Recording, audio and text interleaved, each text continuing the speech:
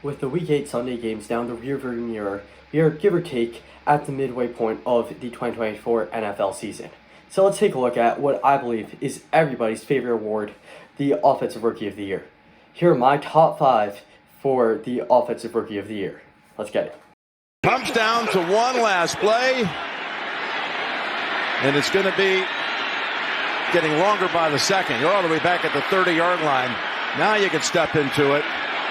Here comes the Hail Mary with the game on the line, and the ball is caught!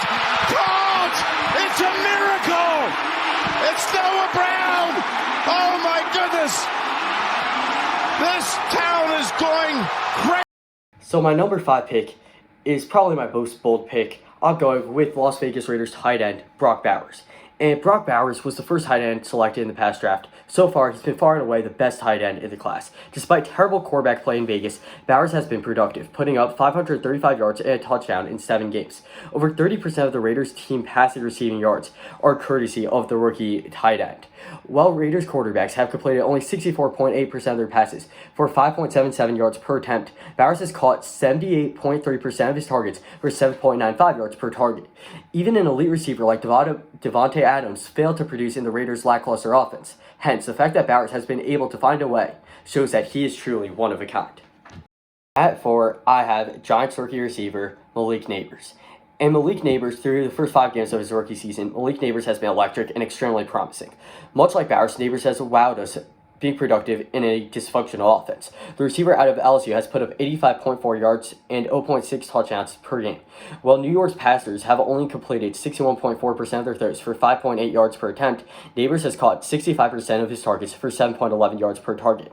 Nonetheless, the best ability is availability, and Nabers has already begun to show signs of being injury prone. He missed time during training camp and missed weeks 5 and 6 due to a concussion. Had he stayed healthy, he would have been one of the top spots on this list and would have been on pace to break a handful of rookie records. Unfortunately, that is not the case. At 3, I have the first overall pick, Chicago Bears quarterback Caleb Williams. Over the past few weeks, the first overall pick has shown Bears fans hope at the quarterback position that they haven't seen ever. In only his third start, Williams beat Justin Fields' career high in passing yards. Despite a crushing loss last night, Williams has the Bears in the playoff race for the first time since 2020. After being in the bottom half of the league in points scored for the past 5 years, Williams has the Bears offense putting up 23.28 points per game. Well, I admit that Caleb Williams' career has gotten off to a better start than I had expected. He still has a lot of room to grow. Even though he has shown sparks, he's been inconsistent. Through his first 7 games, the Bears' offense has been up and down. They have scored over 30 twice and under 20 thrice. He's thrown for over 290 yards twice and under 200 yards 4 times. Nonetheless, in his recent starts, Williams has minimized turnovers and has looked more efficient. He's most definitely on the way up. At 2, I have a guy who I'm very excited about, especially as a Broncos fan. I have my Denver Broncos quarterback, Bo Nix. After a dreadful start to his career in his first 2 games, Bo Nix has completely turned it around. After bad losses to the Seahawks and Steelers in weeks 1 and 2, many were ready to write off Bo Nix as yet another failed Broncos quarterback. He had completed only 46 out of 77 passes for only 384 yards, 0 touchdowns, and 4 interceptions, a total passer rating of exactly 51. To say the least, it was ugly. However, over the following 6 games, we've seen a completely different quarterback. In weeks 3 through 8, Nix completed 119 out of 184 passes for 1,146 yards, 8 touchdowns, only 1 interception, and a total passer rating of 94.16, while adding 199 yards and 3 touchdowns on the ground. Over this stretch, the Broncos have gone 5-1, and their offense has put up 24.5 points per game. The last time the Broncos offense put up over 22.2 points per game was in 2014. In addition, at 5-3, if the season ended today, the Broncos would have the top wildcard seed in the AFC. That would be the first time the Broncos made the playoffs since their Super Bowl run 9 seasons ago. Bo Nix and Sean Payton may have finally turned things around in Denver. As a Bronco fan, I never thought the day would come, but this might finally be the end of the Broncos' everlasting quarterback carousel. At number 1, my pick for Rookie of the Year, had the season ended today, is an easy one. It's obviously Washington Commanders quarterback out of LSU, Jayden Daniels. During the pre-draft process, I pointed out the impact Jayden Daniels had on the LSU's entire program upon arrival. Everyone who came in touch with Jayden Daniels improved. I suggested that this may happen on the NFL level as well, and he could have a CJ Stroud-like effect. Indeed, that is exactly what has happened through the first half of his rookie season. Jayden Daniels has been magical. Not only has he been good, but he's also been finding ways to win. Stats are nice, but the quarterback's true job is to make sure his team wins the game. In the words of Vince Lombardi, the object is to win, to beat the other guy. Jaden Daniels is 3-1 in games determined by one score, including a miraculous victory over the Bears last night via final play touchdown. Nonetheless, his stat line is equally as impressive.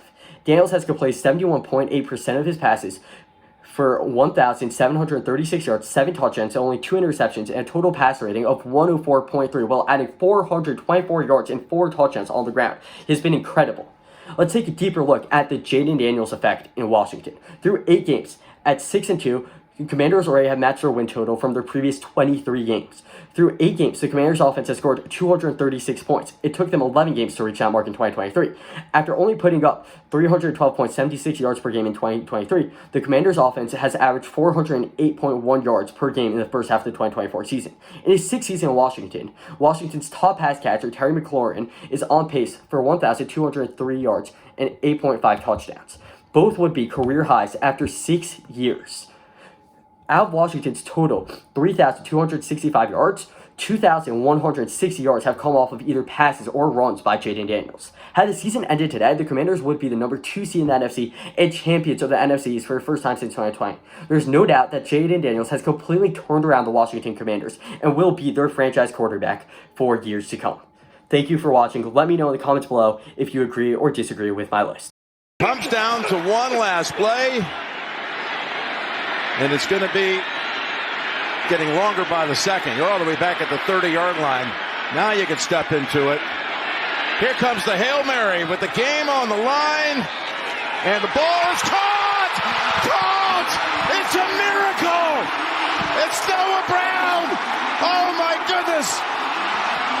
This town is going crazy.